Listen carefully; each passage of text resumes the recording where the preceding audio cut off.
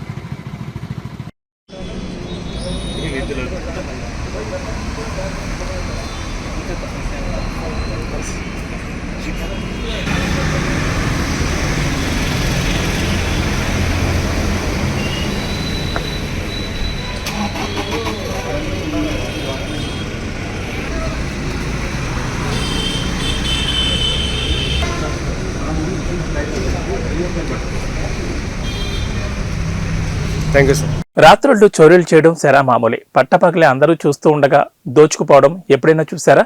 అటువంటి సంఘటన సామాజిక మాధ్యమాల్లో వైరల్గా మారింది. ధనవంతురింట్లో లేదా ఆభరణాల షాపుల్లో చోరీకి పాల్పడితే జీవితం సుకూన్గా సాగుతుందని ఆలోచిస్తారు. కానీ ఐఫోన్ షోరూంలో ఫోన్లు దోచుకున్నాడు ఈ దొంగ. తాను చోరీ చేస్తుంటే షాప్ యజమానితో పాటు కొనుగోలుదారులు సైతం కళ్ళప్పగించి చూశారు తప్ప ఎక్కడా అడ్డుకోలేదు. ఇకపోతే ఆ దొంగ 10 మందిని వెంట పెట్టుకుని రాలేదు. కేవలం ఒకే ఒక్కడు ఒంటరిగా రావడంతో అందరూ ముక్కును వెలేసుకున్నారు. 40 లక్షల విలువైన ఫోన్లను దోచుకుపోయారు. విషయం తెలుసుకున్న పోలీసులు రంగంలోకి దిగి దొంగను గుర్తించి అరెస్ట్ చేసి జైలుకు తరలించారు.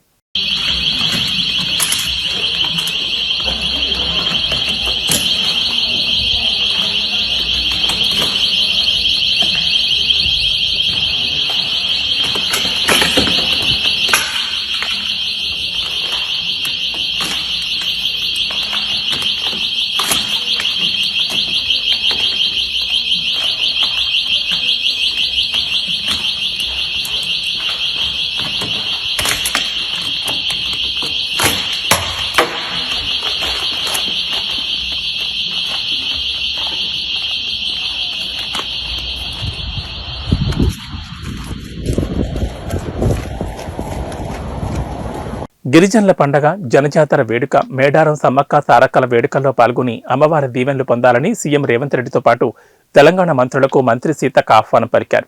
అసెంబ్లీ సమావేశాల్లో భాగంగా మేడారం సమ్మక్క సారలమ్మ పేరుతో ఏర్పాటు చేసిన పత్రికను మంత్రులకు అందజేశారు. అందులో మేడారంలో అమ్మవారి దేవాలయం ప్రతిమలు పొందుపరిచారు.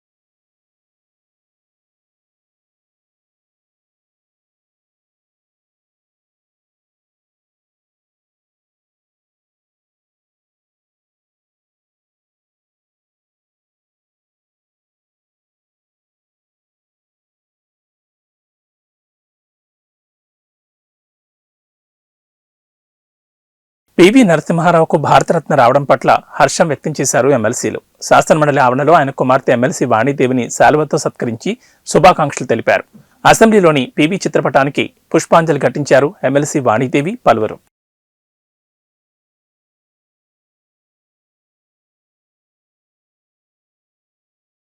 జాతీయ బీసీ సంక్షేమ సంఘం జహీరాబాద్ అసెంబ్లీ నియోజకవర్గం incharge Mohan, Zaheerabad division incharge Srinivas ఆధ్వర్యంలో సంగారెడ్డి జిల్లా రాయకోట్ మండల కేంద్రంలో నిర్వహించిన సమావేశానికి ముఖ్య అతిథులుగా జాతీయ బీసీ సంక్షేమ సంఘం రాష్ట్ర ఉపాధ్యక్షులు కాముని సుదర్శన్, రాష్ట్ర కార్యదర్శి వెంకటేశ్వర్లు హాజరయ్యారు. ఈ సమావేశంలో రాయకోట్ జరాసంఘం మండలాల నూతన కమిటీని ఏర్పాటు చేశారు. రాయకోట్ మండలం అధ్యక్షులుగా బోయిని శేఖర్, జరాసంఘం మండల అధ్యక్షులుగా సంగమేష్, ప్రధాన కార్యదర్శిగా కె సంగమేష్, సిరూర్ గ్రామాధ్యక్షులుగా శివరాజ్ కస్నూర్, అధ్యక్షులుగా నరసింహులు, మైబాద్పూర్ అధ్యక్షులుగా వెంకట్, హుస్నాబాద్ అధ్యక్షులుగా మేడికుద్దె గోపాల్, యూస్పూర్ అధ్యక్షులుగా బోయిని గోపాల్, నల్లంపల్లి అధ్యక్షులుగా నరేష్లను నియమించారు. కృష్ణయ్య గారితో నేను కూడా ఉస్మానియా యూనివర్సిటీలో చదువుకున్నాం ఇద్దరం. కానీ మేము ప్రొఫెషనల్లో వచ్చాము, ఆయన సమాజ సేవలో వెళ్ళిపోయారు. కానీ ఈయనకి ఎంతకాలం తర్వాత మళ్ళీ మేము జాయిన్ అయినాం. జాయిన్ అయితే 32 ఏళ్ళ సర్వీసింగ్ చేస్తారు, మీరు రండి పనిచేద్దాము అని చెప్పి నాకు పోస్ట్ ఇవ్వడం జరిగింది. చాలా సంతోషం. నాకు కూడా సమాజ సేవ చేయాలని ఉంది, కానీ గవర్నమెంట్ పదవి ఉండడం వల్ల సమాజ సేవ చేస్తుంటాం కానీ డైరెక్ట్గా సమాజ సేవ చేయలేదు. పద్ధతి ప్రకారం చేస్తుంటాం, ప్రజలకు సహాయం చేస్తుంటాం, పేద పిల్లలకు మంచి చదువు ఇస్తాము, మంచి జ్ఞానాన్ని అందిస్తాము. మా కళాశాలలో చదువుతున్నటువంటి సుదర్శన్ చేస్తున్నటువంటి సుదర్శన్ సార్కి తెలిసిపోయిందండి ఆల్రెడీ మేము ఎట్లా కష్టపడుతున్నాం. వెనకబడిన సమాజం ఏదైతే ఉందో ఆ సమాజాన్ని మనము రక్షించుకోవాలి. చాలామంది ప్రజల్లో తెలియని విషయాలు చాలా ఉంటాయి. ముఖ్యంగా వికలాంగులు, ఎవరు లేనటువంటి వాళ్ళు, ఫ్యామిలీలో ఒకరు చనిపోయి ఒకరు ఒంటరిగా జీవించేటటువంటి వాళ్ళు, వితంతువులు కానీ, వృత్తిలో పెట్టినటువంటి వాళ్ళు కానీ, ఇట్లా చాలామంది మన దాంట్లో వెనకబడి ఉంటారు. వాళ్ళకు సరైనటువంటి డైరెక్షన్ ఇచ్చేవాళ్ళు లేదు. ఇప్పుడే వచ్చేటప్పుడు సుదర్శన్ గారు చెప్పారు, చాలామందికి వికలాంగులకు నేను సర్టిఫికేట్ ఇప్పించి ఈరోజు పెన్షన్ కూడా వస్తుంది, వాళ్ళు హ్యాపీగా జీవిస్తున్నారని చెప్పాను. సో అట్లాంటి పనులు చేయాలి. మనం ఏదో మన ఓటు హక్కు వస్తుంది కదా, ఓట్లను మనం అప్డేట్ చేసుకొని ఒకరిని గెలిపిద్దామని కాదు. అక్కడ మన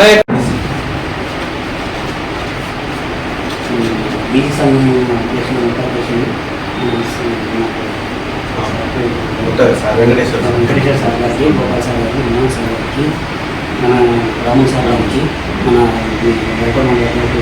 సోషల్ గారికి, విలేజ్ అధ్యక్షులు అందరికీ పేరు పేరున ధన్యవాదాలు.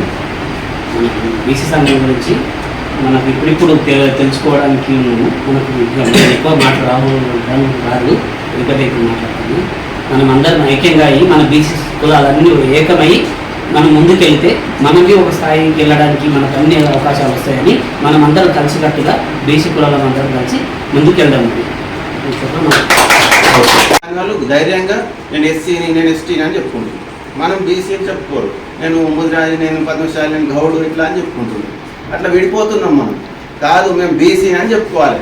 మనం కూడా మన బీసీల జోలికి ఎవరు రావద్దు అనేది నా ఉద్దేశం. అంటే ఇప్పుడు కొన్ని దగ్గర జరుగుతుంటాయి, రెవెన్యూ పరంగా కొన్ని ప్రాపర్టీ ఇష్యూ ఉంటుంది. ప్రాపర్టీ ఇష్యూ కాడ యాక్చువల్గా దానికి సంబంధం లేని ఎస్సీలను, ఎస్టీలను తీసుకొచ్చి వాళ్ళతో మన మీద ఎస్సీ ఎస్టీ అట్రాసిటీ కేసు చేపిస్తారు. అది మెయిన్ ఇష్యూ. శాసన మండలిలో బడ్జెట్ ను ప్రవేశపెట్టినారు. రాష్ట్ర శాసనసభ వ్యవహారాల శాఖ మంత్రి దుద్దిల శ్రీధర్ బాబుకి బడ్జెట్ పత్రాలు అందజేశారు డిప్యూటీ సీఎం భట్టి విక్రమార్క. ఈ కార్యక్రమంలో ఆర్థిక శాఖ ప్రధాన కార్యదర్శి Ramakrishna Rao, joint secretary Haritha, assembly కార్యదర్శి Narasimhacharyulu, deputy CM secretary Krishna Bhaskar తదితరులున్నారు.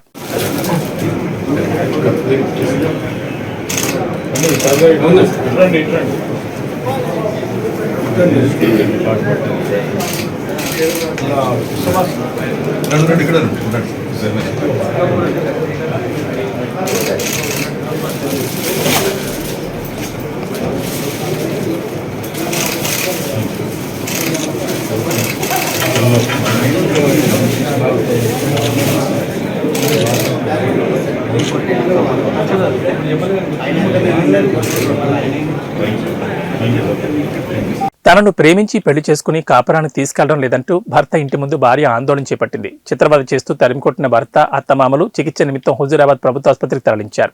Karimnagar జిల్లా సైదాపూర్ మండలం జాగిరిపల్లి గ్రామానికి చెందిన నెల్లి కృష్ణ కోహెడ్కు చెందిన లత అనే అమ్మాయిని ప్రేమించి మాయమాటలు చెప్పి తల్లిదండ్రులకు తెలపకుండా 2023 6/16 రోజున వేములవాడ ఆలయంలో తనను వివాహం చేసుకుని కొన్ని రోజులు తనతో కాపురం చేసి తనను వాడుకుని ఇప్పుడు కాపురాన్ని తీసుకెళ్లడం లేదంటూ భర్త ఇంటి ముందు భార్య ఆందోళన చేయడంతో భర్త, అత్తమామలు కలిసి చిత్రవద చేసి తీవ్రంగా కొట్టగా లత బంధువులు వచ్చి చికిత్స నిమిత్తం హుజూరాబాద్ ప్రభుత్వ ఆసుపత్రికి తరలించారు. నాకు న్యాయం జరిగేలా చూడాలంటూ లత వేడుకోగా కేసు నమోదు చేసుకుని పోలీసులు దర్యాప్తు చేస్తున్నారు.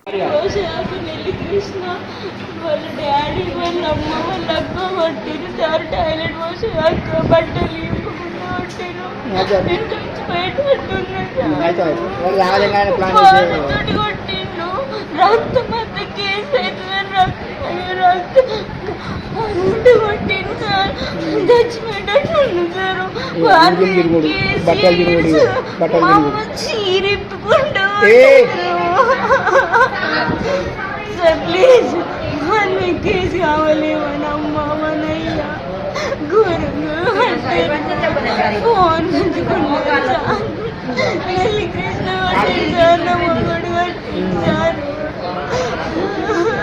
మరి కోయడేశారు. నన్ను నెల్లి కృష్ణ పెళ్లి చేసుకున్నాడు. ఇప్పుడు పైసలు ఇస్తా, నువ్వు నాకు అద్దు అంటే నేను ఇంటికి పోయి కూర్చున్నా. నువ్వు నాకు అద్దు, పైసలు తీసుకొని పోయా అని పొట్టు కొట్టిండు. మొన్న ప్లాన్ చేయను ఎట్లా వచ్చినాయని కొట్టిండు సార్. లంచ్ ఉండను మా అమ్మ చీరేపుకుంటా కొట్టిండు. నా ఫోన్ ఉంటాను సారు. పెద్ద మనుషులు మా అమ్మ వాళ్ళ కండు వేసి ఏది తెలియదు సార్. ఆయనకు పెళ్ళైందని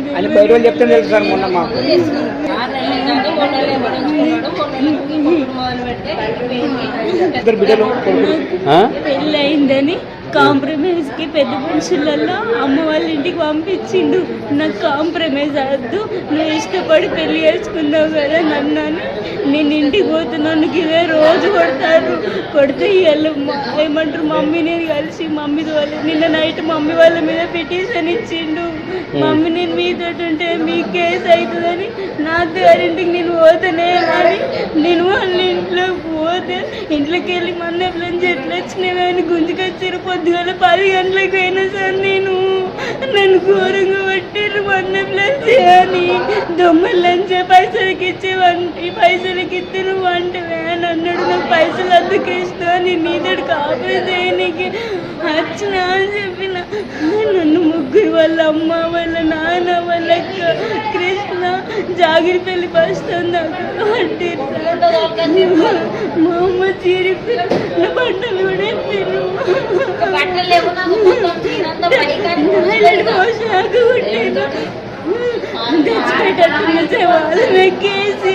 దయచేసి కులకు లక్షలను పెట్టారు. వాళ్ళు మా ఆయన వాళ్ళు బీసీ కాలనీ వాళ్ళని వాళ్ళు ముదిరాజు సార్. ఇప్పుడు నేను ఎస్సీ అమ్మాయినని విడిపించుకున్నామని చూస్తాను. వేములవాడికి వెళ్ళి పెళ్లి చేసుకున్నాం సార్ మేము.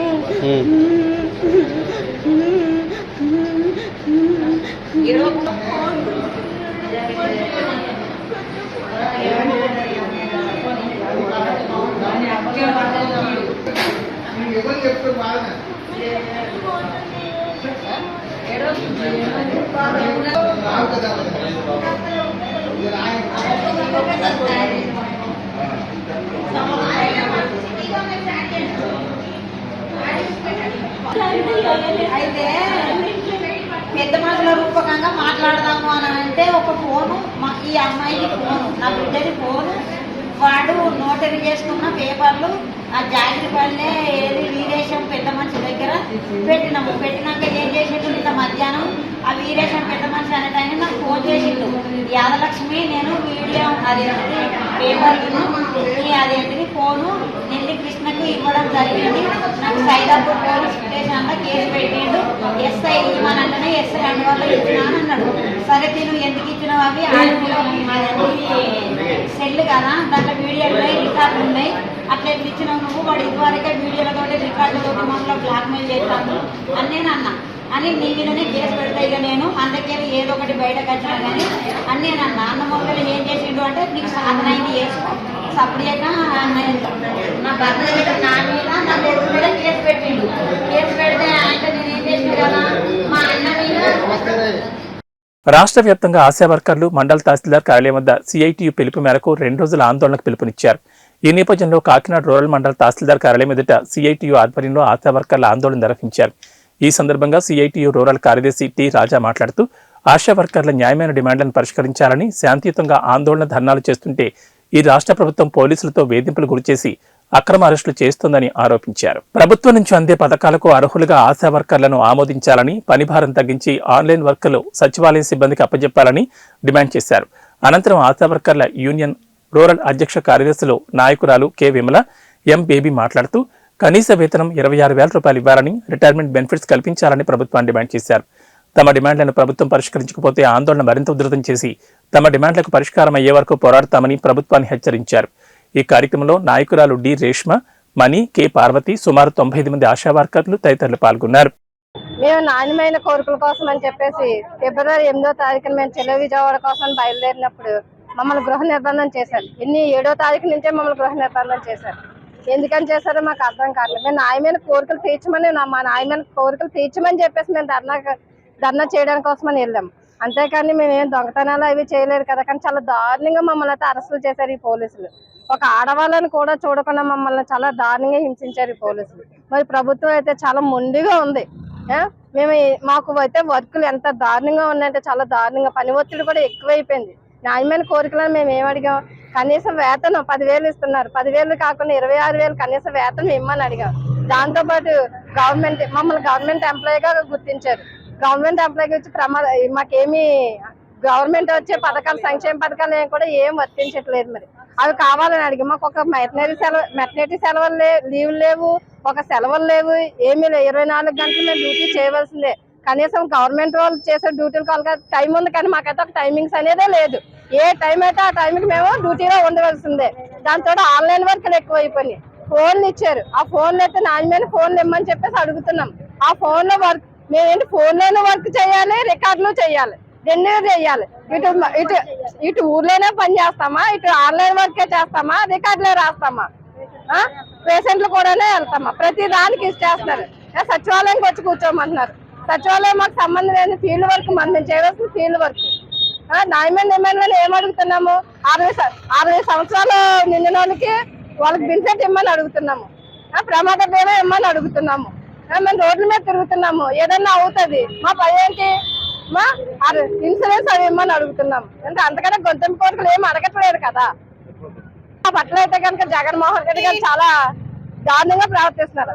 నా అక్కలు నా చెల్లెలు అన్నారు, కానీ ఏ విధంగా కూడా మమ్మల్ని ఆడవాళ్ళుగా గుర్తించలేదు. నిన్న మరి ధర్నాకి వెళ్తే చాలా దారుణంగా హింసించారు మమ్మల్ని అయితే కనుక.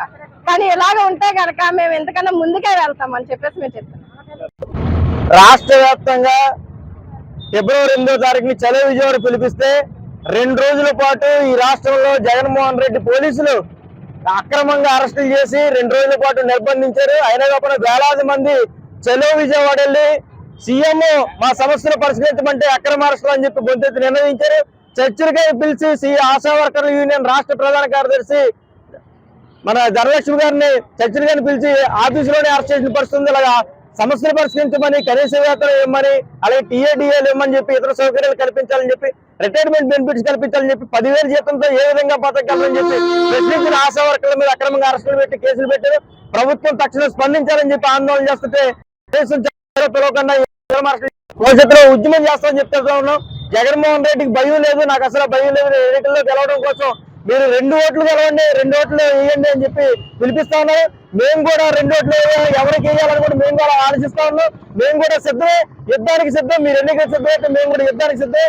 ఈ రోజు ఎవరైతే ఆశా వర్కర్లు, అంగన్వాడీ, స్కీమ్ వర్కర్ల సమస్యలు ఎవరైతే పరిష్కరిస్తారో, ఎవరైతే జీతాలు పెంచుతారో వాళ్ళకి మాత్రమే ఓటేయడానికి మేము సిద్ధంగా ఉన్నామని, లేకపోతే యుద్ధం చేయడానికి కూడా సిద్ధంగా ఉన్నామని చెప్పి తెలియజేస్తా ఉన్నాం. నా పేరు ఈ రాజా, కాకినాడ రూరల్ కార్యదర్శి. దేశంలో అతిపెద్ద సంఖ్యలో ఉపాధి కల్పిస్తున్న రవాణా రంగాన్ని పూర్తిగా దెబ్బతీసి కార్పొరేట్లకు దారాదత్తం చేయడానికి కేంద్ర ప్రభుత్వం తీసుకొచ్చిన భారత న్యాయ సంహిత చట్టాన్ని రద్దు చేయాలని all India road transport workers federation demand చేసింది. శుక్రవారం సిఐటియు జిల్లా అధ్యక్షుడు దువ్వా శేషబాబు అధ్యక్షతన సుందరై భవన్లో వివిధ ట్రాన్స్పోర్ట్ సంఘాల నాయకులతో రౌండ్ టేబుల్ సమావేశం నిర్వహించారు. ఈ సందర్భంగా శేషబాబు మాట్లాడారు. 1988లో మోటార్ వాహన చట్టం తీసుకొచ్చారని తెలిపారు. ఆ చట్టాన్ని ఎటువంటి సమీక్ష చేయకుండానే 2019లో మోటార్ వాహన సవరణ చట్టం తీసుకొచ్చారని తెలిపారు. రోడ్ సేఫ్టీ పేరుతో ప్రమాదాల నివారణ పేరుతో రవాణా రంగ డ్రైవర్లకు సంవత్సరాల తరబడి శిక్షలు, లక్షల రూపాయల జరిమానాలు ఈ చట్టంలో ఉన్నాయన్నారు. దీనికి వ్యతిరేకంగా జరిగిన ఉద్యమ ఫలితంగా ఆ చట్టం నిలిచిపోయిందన్నారు. తాజాగా కేంద్ర ప్రభుత్వం భారత న్యాయ సంహిత చట్టం పేరుతో మరోసారి రవాణా రంగ కార్మికులపై దాడి మొదలుపెట్టిందన్నారు. దీనివల్ల డ్రైవర్లకు 10 సంవత్సరాల పైగా జైలు శిక్ష, 10 లక్షలకు పై వరకు జరిమానా విధించడం జరుగుతుందన్నారు. ప్రభుత్వ అసలు ఉద్దేశం ప్రమాదాలు నివారించడం కాదని రవాణా రంగాన్ని పూర్తిగా కార్పొరేట్లకు అప్పగించమేనని విమర్శించారు. అందులో దేశవ్యాప్తంగా అన్ని రంగాల వాహనాల డ్రైవర్లు, యజమానులు ఏకమై ఫిబ్రవరి 16న దేశవ్యాప్త ట్రాన్స్పోర్ట్ బంద్కు పిలుపునిచ్చారని తెలిపారు. పూర్తిగా వాహనాలకు సరిపడే డ్రైవర్లు కూడా పూర్తిగా ట్రాన్స్పోర్ట్ రంగం మీద లేరండి. ఎవరికైనా సొంతంగా వాటర్ డ్రైవర్స్ కింద నడుపుతున్నాం. ఈ కేంద్ర ప్రభుత్వాలు తీసుకొచ్చే చట్టాలు ఏవైతే ఉన్నాయో దానివల్ల పూర్తిగా నెక్స్ట్ జనరేషన్ అన్నది, డ్రైవర్ జనరేషన్ అన్నది ఉండదండి. ఇప్పటికే చాలా తక్కువగా ఉన్నారు. నెక్స్ట్ జనరేషన్ అన్నది ఉండదు. ఇందాక బాబ్జీ గారు చెప్పినట్టు 10 లక్షలు 20 లక్షలు ఉంటే ఒక ఆటో డ్రైవర్గా, ఒక కార్ డ్రైవర్గా, ఒక వ్యాన్ డ్రైవర్గా వెళ్ళే పరిస్థితి లేదండి. అందువల్ల ఒకసారి ఆలోచన చేసి, కేంద్ర ప్రభుత్వం ఒకసారి ఆలోచన చేసి ఏదైతే మీరు ఇంప్లిమెంటేషన్ చేస్తున్నారో దానికి తగ్గట్టు రహదారులు కానీ, దానికి కావాల్సిన మౌలిక సదుపాయాలు కానీ ఏమైనా ఉన్నాయని మీరు ఒకసారి పునరాలోచన చేసుకోవాల్సిందిగా కోరుచున్నాం. అలాగే గతంలో కూడా మేము సంక్షేమ బోర్డులు అడిగాము, మోటార్ కార్మికుల సంక్షేమ బోర్డు. అలాగే ఈ డీజిల్, పెట్రోల్ వాటి మీద వచ్చే అమౌంట్ ఏదైతే ఉందో కట్టే వాటికి శ్వేతపత్రం కూడా అడిగాం. దానికి కూడా ఎటువంటి సమాధానం ఈ ప్రభుత్వాలు చెప్పకపోగా తిరిగి ఇలాంటి యొక్క సెక్షన్ తీసుకొస్తున్నారు. దాన్ని మేము పూర్తిగా వ్యతిరేకిస్తున్నాం. ఇదే కానీ కొనసాగితే రానున్న రోజుల్లో అన్ని అసోసియేషన్లు ఏకదాటి వైపు వచ్చి రేపు ప్రభుత్వాన్ని ఎండగడతామనేసి ఈ వేదికగా హెచ్చరిస్తాం. ఫిబ్రవరి 16వ తారీఖుని రవాణా కార్మికులందరూ కూడా సమ్మె చేస్తున్నారు. ఈ సమ్మె దేశం అంతా కూడా జరుగుతుంది. ఈ జిల్లాలోనూ, ఈ సిటీలోనూ కూడా జరుగుతుంది. ఆ సమ్మెని జయప్రదం చేయడం కోసమే మేమందరం కూడా ఇక్కడ సమావేశమయ్యాము. రకరకాల యూనియన్ల నుంచి ప్రతినిధులు హాజరయ్యారు. ప్రధానమైన విషయం ఏంటంటే ఇప్పటిదాకా ఉన్న చట్టానికి బదులుగా ఒక కొత్త చట్టాన్ని కేంద్ర ప్రభుత్వం తీసుకుని వచ్చింది. ఆ చట్టం ప్రకారం 10 ఏళ్ల పాటు జైలు శిక్ష పడుతుంది. 10 లక్షల రూపాయలు జరిమానా విధిస్తారు. 10 లక్షల రూపాయలు జరిమానా కట్టే అంత సీన్ ఉన్నవాడు డ్రైవర్ ఉద్యోగానికి ఎందుకు వెళ్తున్నావు సార్? అందుకని ఈ చట్టం తీవ్రంగా వ్యతిరేకిస్తున్నాం. ప్రమాదాలకు కారణాలు రకరకాలు ఉంటాయి. వాటన్నింటినీ అధ్యయనం చేయాలి. అధ్యయనం చేసి ఆ కారణాలను నివారించాలి. అందుకోసం ప్రభుత్వం ప్రయత్నం చేయాలి.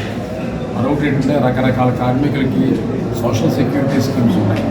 ట్రాన్స్పోర్ట్ రంగంలో ఉన్నటువంటి వాళ్ళకి ఒక కేరళ రాష్ట్రంలోనే సోషల్ సెక్యూరిటీ స్కీమ్ ఉంది.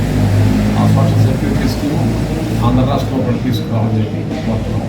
ఇది కార్మికులందరూ ఈ సమ్మెని జయప్రదం చేయాలని చెప్పుకోవాలి. అన్యాక్రాంతమవుతున్న రజక వృత్తిదారుల ఆస్తులకు రక్షణ కల్పించాలని, రజకులకు ఉపాధి, విద్య, ఉద్యోగ అవకాశాల్లో సరైన ప్రాతినిధ్యం కల్పించాలని ఆంధ్రప్రదేశ్ రజక వృత్తిదారుల సంఘం డిమాండ్ చేసింది. కాకినాడ సుందరై భవన్లో జిల్లా అధ్యక్షతన జరిగిన సంఘం 6వ జిల్లా మహాసభలకు అధ్యక్షత వహించారు జిల్లా అధ్యక్షుడు కోనేటి రాజు. ఈ సందర్భంగా ఆయన మాట్లాడారు. రజకుల సమస్యలు పేరుకుపోయాయని, తమకు అన్యాయం జరుగుతున్న రాష్ట్ర ప్రభుత్వం ఉదాసీనతగా వ్యవహరిస్తోందన్నారు. కుటుంబ పోషణ, ఉపాధి నిమిత్తం వేరే ప్రాంతాలకు వలసపోతున్నారని, వాటిని అరికట్టాలని సూచించారు. రాష్ట్రంలో సుమారుగా 25 లక్షల రజక కుటుంబాలున్నాయని, వారికి విద్య, ఉద్యోగ, ఉపాధి అవకాశాలు లేకపోవడంతో బతుకుదెరువు చాలా కష్టతరంగా మారిందన్నారు. తమ హక్కుల కోసం, జీవోల అమలు కోసం ఉద్యమం చేయాలని కోనేటి రాజు పిలుపునిచ్చారు. సమావేశంలో రాష్ట్ర కార్యదర్శి మున్నూరు భాస్కరయ్య, పశ్చిమ గోదావరి జిల్లా అధ్యక్షులు మడకరాజు, రజక నాయకులు కాకినాడ రామారావు, కె నాగేశ్వరరావు, కె మాణిక్యం, ఎవడి మెంటారావు తదితరులు పాల్గొన్నారు. మున్నూరు భాస్కరయ్య, ఆంధ్రప్రదేశ్ రజక వృత్తిదారుల సంఘం రాష్ట్ర ప్రధాన కార్యదర్శిని. ఈరోజు కాకినాడలో మా జిల్లా 6వ రాష్ట్ర జిల్లా మహాసభలు జరుపుకుంటున్నాము. ఈ సందర్భంగా మాట్లాడుతూ ఈ రాష్ట్ర ప్రభుత్వం రజకుల పట్ల కక్ష కట్టినట్టుగా రజకులకు అన్యాయం చేస్తున్నటువంటి పరిస్థితిగా ఉంది. 5 సంవత్సరాలు పూర్తిగా వచ్చి మళ్ళా ఎన్నికల్లోకి వస్తున్నటువంటి వైఎస్ఆర్ ప్రభుత్వం, జగన్మోహన్ రెడ్డి ముఖ్యమంత్రి గారు మాకున్నటువంటి అనేక జిల్లాల్లో చెరువులు, వృత్తిపైన ఆధారపడేటువంటి చెరువులు, గుంటలు, స్థలాల్ని లాగేసుకుంటూ వేరే కట్టడాలకు ఉపయోగపడుతుంది. ఇది దుర్మార్గమైన విషయం. ఈ విషయాన్ని మేము మంత్రి గారి దృష్టికి, ప్రిన్సిపల్ సెక్రటరీకి ఆల్రెడీ ప్రభుత్వ దృష్టి తీసుకుపోయాము. అనేక ఆందోళన చేసాము. అయినా కూడా ఆ ప్రక్రియ మానడం లేదు అధికారులు కానీ ప్రభుత్వం కానీ. ఇది అన్యాయం అని మేము ఈ సందర్భంగా ఖండిస్తున్నాం. ఒకటి. రెండోది, ఇప్పటి వరకు ఈ రాష్ట్రంలో వచ్చినటువంటి ప్రభుత్వం 5 సంవత్సరాల కాలంలో అనేక దగ్గరలో, అనేక ప్రాంతాల్లో మా రజకుల పట్ల దాడులు, మహిళల పట్ల అత్యాచారాలు కొనసాగుతున్నాయి. ఈ ప్రభుత్వాన్ని ప్రతిపక్షంలో ఉన్నప్పుడు వైఎస్ జగన్మోహన్ రెడ్డి వీధి తిరిగినప్పుడు అర్జీలు ఇస్తే, అన్న వచ్చేది మనమే, అక్క వచ్చేది మనమే, వస్తే అన్నీ చేస్తామని చెప్పాడు. కనీసం ఒక అట్రాసిటీ చట్టం, రజకులకు ఒక సామాజిక రక్షణ చట్టాన్ని చేతగానటువంటి ప్రభుత్వంగా, చేతగాని ముఖ్యమంత్రిగా ఈ ముఖ్యమంత్రి మిగిలిపోయాడు. ఇది అన్యాయం. రజక వృత్తిదారుల సంఘంగా మేము ఖండిస్తున్నాము. అంతేకాదు, కొన్ని వృత్తులకి ఏదో నామకాస్తే పెన్షన్ 50 సంవత్సరాలకి ఇస్తున్నారు. 50 సంవత్సరాలకి రజక వృత్తిదారులుగా ఉన్నటువంటి వాళ్ళకి అనేక మంది ఈరోజు వృత్తిలో ఉన్నటువంటి వాళ్ళు, ఇస్త్రీ చేసేవాళ్ళు, బట్టల బొలివేవాళ్ళు అనేక వ్యాధులకు గురవుతున్నటువంటి పరిస్థితి మా సోదరులు. ఈరోజు ఇస్త్రీ చేసేటప్పుడు కడుపులో కుక్కర మీద ఎట్ట గిన్నె ఉడకద్దో అట్ట ఉడుకుతుంటాయి పేగులు. అందువల్ల 50 సంవత్సరాలకే పెన్షన్ ఏమని కోరాము, అది పరిశీలించడం లేదు ఇప్పుడు కూడా. అంతేకాదు సోదరులారా, ఈరోజు రాష్ట్రంలో అనేక డిపార్ట్మెంట్లో గతంలో ఉన్నటువంటి ప్రభుత్వం కూడా చేయలే, అనేక సార్లు తిరిగాం మేము. ఈరోజు ఎండోమెంట్లో కానీ, లేదు హెడ్ క్వార్టర్స్ హాస్పిటల్, పెద్ద హాస్పిటల్స్ జిల్లా హెడ్ క్వార్టర్స్లో కానీ, ఎస్పీ బంగ్లా కానీ, లేదా జడ్జి బంగ్లాలో కానీ అనేక దోబీ పోస్టులు ఖాళీగా ఉన్నాయి. ఈ దోబీ పోస్టులు భర్తీ చేసి మా కుటుంబాల్లో ఉన్నటువంటి యువకులుగా ఉన్నటువంటి నిరుద్యోగులు, చదువుకున్న యువకులకు ఉపాధి కల్పించమని ప్రభుత్వాన్ని కోరాము. అనేక సందర్భాల్లో కలిసాము. ఈ ప్రభుత్వం మనుబోతు మీద వర్షం పడ్డట్టే ఉంది తప్పక ఈ ప్రభుత్వానికి రజక వృత్తిదారుల పట్ల, రజక కుటుంబాల పట్ల ఏమాత్రం శ్రద్ధ లేరు. అంతేకాదు, మేము కోరుతున్నటువంటిది, అయ్యా రజక కార్పొరేషన్ పెట్టావు. రజక కార్పొరేషన్ ముందు రజక ఫెడరేషన్ ఉండింది. రజక ఫెడరేషన్ వృత్తిదారులుగా ఉన్నటువంటి వృత్తి కోఆపరేటివ్ సొసైటీలు 12 రకాల కులాలకు సంబంధించి, వృత్తిదారులకు సంబంధించి ఉన్నటువంటి ఫెడరేషన్లు రద్దు చేశారు. ఆ ఫెడరేషన్ల ద్వారా ఎంతో కొంత ఉపాధి కోసం 50% సబ్సిడీతో రుణాలు ఇస్తున్నటువంటి అవకాశం ఉండింది స్కిల్ డెవలప్మెంట్ ద్వారా. అది రద్దు చేశారు. 56 కార్పొరేషన్లు పెట్టారు. అందులో మా కార్పొరేషన్ పెట్టారు. ఒక చైర్మన్, 12 మంది డైరెక్టర్లు పెట్టారు. ఎవరి కోసం పెట్టారు? మీ మీటింగ్లు చెప్పడానికి, అబద్ధాలు చెప్పడానికి, రజకులను కోడేసి జగన్మోహన్ రెడ్డిని పొగడ్డానికి పెట్టారా? మాకేమన్నా సంక్షేమానికి సంబంధించినటువంటిది, మా పిల్లలకు సంబంధించినటువంటి స్కిల్ డెవలప్మెంట్ ద్వారా అభివృద్ధి చెందేదానికి ఒక పరిశ్రమకి ఇచ్చారా? ₹1 ఇచ్చారా? లేదు, మీరేమైనా ఆ కార్పొరేషన్ ద్వారా మా వృత్తికి సంబంధించిన మోడర్న్ దోబీగారులు కట్టించారా? మోడరేకన్నా ఏమైనా వృత్తిలో వచ్చినటువంటి మిషనరీ ఇచ్చారా? మాకెవరికైనా ₹1 ఇచ్చారా? దేనికి కార్పొరేషన్ పెట్టారో జగన్మోహన్ రెడ్డి గారు చెప్పాలి. ఏబీ బులెటిన్ విశేషాలు. నమస్కారం.